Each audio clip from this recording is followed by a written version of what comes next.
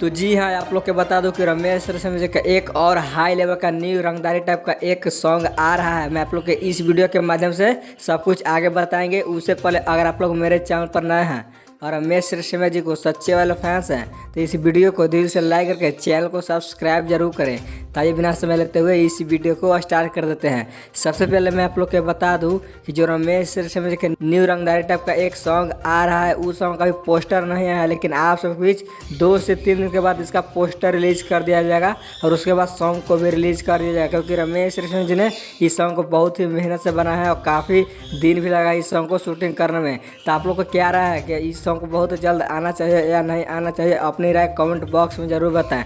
और अभी तक मेरे चैनल को सब्सक्राइब नहीं किए हैं तो सब्सक्राइब कर ले। तो जैसे कुछ नहीं अपडेट मिलता है तो मैं आप लोग के इस चैनल के माध्यम से वीडियो बनाकर बता दूंगा। तो आज का वीडियो यहीं तक रहना चाहिए, तो मिलते हैं नेक्स्ट वीडियो में।